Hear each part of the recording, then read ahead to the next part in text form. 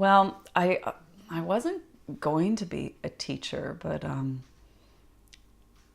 Louise Grime was one of my first teachers, and she is an amazing archetype and woman in our community in London as a teacher. And she couldn't show up one week at the tabernacle, and she went, "Zephyr, you're going to teach for me." And I'm like, oh my God, no, well, these are all my peers. I can't teach. She's like, "No, you can teach. I can tell. You can teach." So she pressurized me into teaching. And I had such good feedback. She was like, "Do you want to start covering for me?" So I taught for a few years. And then she said, "Oh, the Life Center are doing an education body. Would you be interested in doing their first intake?"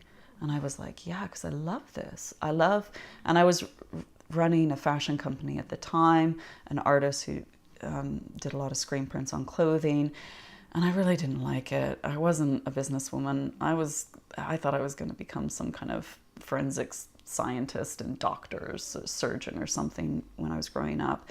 And running a company, especially a fashion one, was just so soulless. And so I loved teaching the yoga.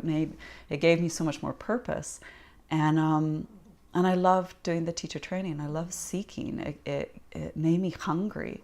And it opened up something in me that it feels like this is why I am here. As much as I rebelled and tried to resist it growing up and seeing my mom as a yoga teacher and that whole lifestyle, I just thought, oh God.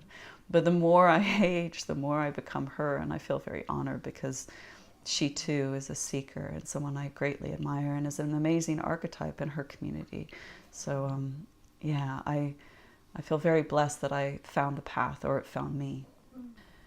You know, wherever I go, my breath is there. And so however much, as we were saying before, traffic annoys me, my children kick off, my dog won't go pee in the park when I want it to, my practice is there. And it's more about not necessarily being mindful, it's more about being wakeful or awareful. It's that state of really finding an opportunity to be present. And that I find, for me, the definition of yoga is an intimacy. It's an intimacy between two things. It's that sense of weaving together the body, the mind, the breath, the present moment. And it's having an intimate interaction and relationship with it. And, you know, yoga also is a discipline. It's a discipline over the body, mind, and breath. And so every day I like to practice. I know my body feels better for it. My brain feels better for it. My subtle body feels better for it. And the people around me can see as well. Even my kids, they're like, "Mommy, you need to go do some yoga." Their favorite thing is to kind of, if they do wake up in the morning and I'm meditating, they come in, they're like, "Mommy, sorry to disturb your peace, but," and it was really sweet. My daughter, because again, I'm all about attraction rather than promotion. My mom, again, had us there and we did it. And she was like, "Come on, let's go do yoga." And I resisted. So with my girls, I'm like, okay, if I can just attract it, and I'm just going to pretend, you know, it's like, you know, don't pay attention to me, don't pay attention to me. And they pay attention. My daughter came down and she's been dealing with some kind of real anger issues lately. She's almost 9 and going through a huge emotional growth spurt. And she came down, she goes, "Mom, would you mind if I wake up early and meditate with you this morning? So, because I think it might help my anger issues." And I thought that was really sweet in that kind of sense, as she sees, because it sees me doing it and how much it manages my, you know, emotional ups and downs. I was married to my late husband for 12 years, and he was an amazing, charismatic, charming, talented man. And he was in recovery, and he was a musician, and he was admired by many, and he helped many and inspired many. However, he went on tour, and he was on tour with Grace Jones and you know, some amazing artists over the years. And unfortunately, I think the recovered addict slipped away and he relapsed.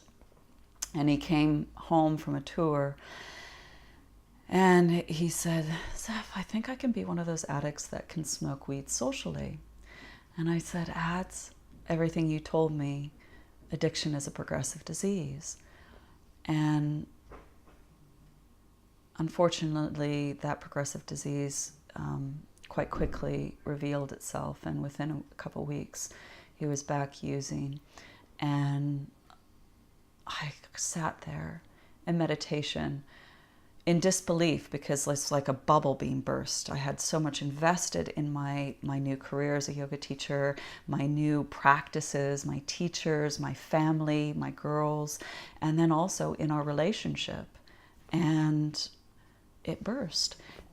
And I remember sitting in meditation going, why me? Through everything I've lived through in my life already, why me? And a little voice went back and went, why not? And I laughed to myself. And it's true. It's like, why not me? I've been studying this, I've been in recovery myself. I've been studying yoga, not only physical poses, but also a lot of the applied philosophy and psychology of yoga. Why not me? And I watched him go in and out of 3 different treatment centers, and he came out of the 3rd treatment center, clean and sober, of the man. I fell in love with the man who I knew was Adam. And within a week, he was diagnosed with small cell lung cancer. And we were sat in a park near Chelsea Westminster Hospital with the diagnosis of, it's now metastasized in his liver and brain, and he doesn't have months, he doesn't have weeks. He may have 2 weeks to live. And again, I went, why me? Why me after all this? And a little voice said, why not?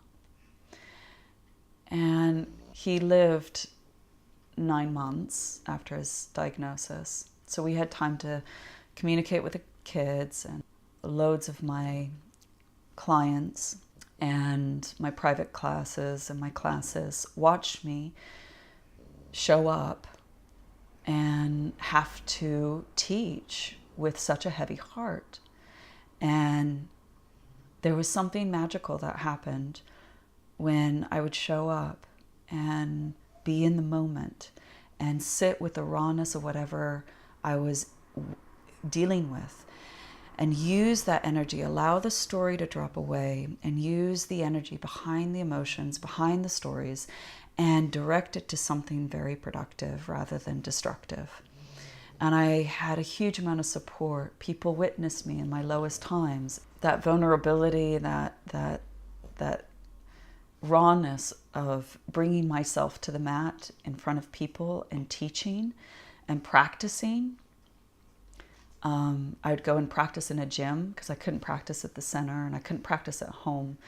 And I would put lectures in my ears, and I'd listen to my teachers lecture about different things to pull me away from catastrophizing or entertaining, what am I going to do in the future? And I really absorbed myself with my yoga practice. I absorbed myself with being of service to other people.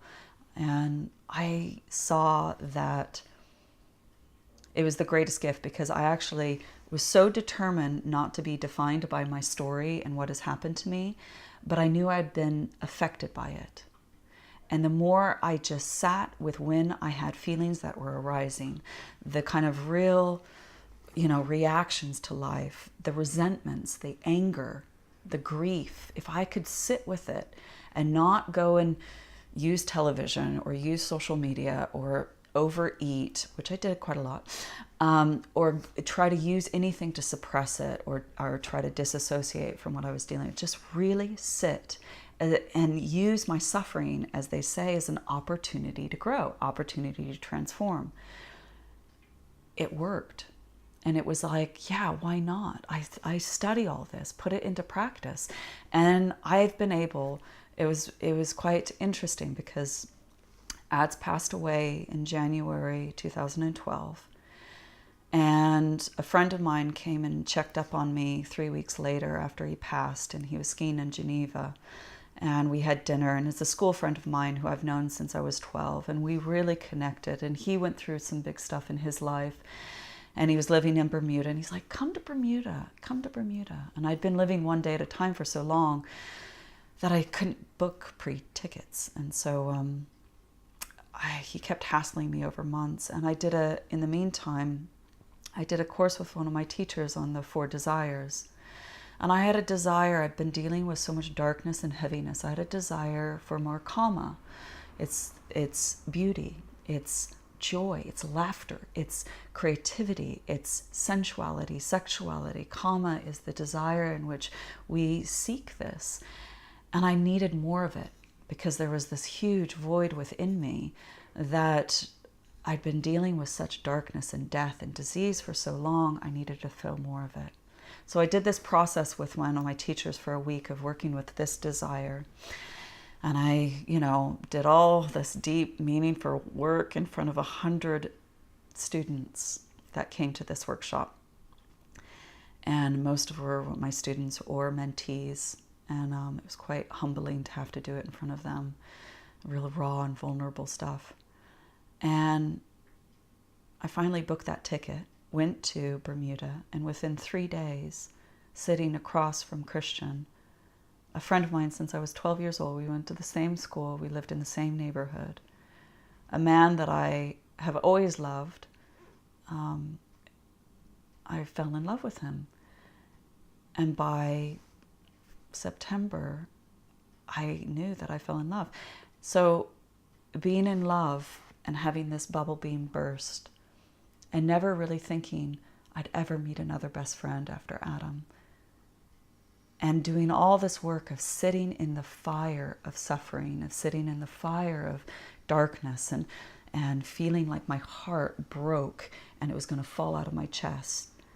To really bravely sitting with that, burning through that stuff, and opening myself up to the kind of beauty of life, I found myself falling in love again. And we got married, and he's been welcomed into my family by my 2 kids, and we have a fur baby named Boise, which is ironically the city that Christian and I grew up in.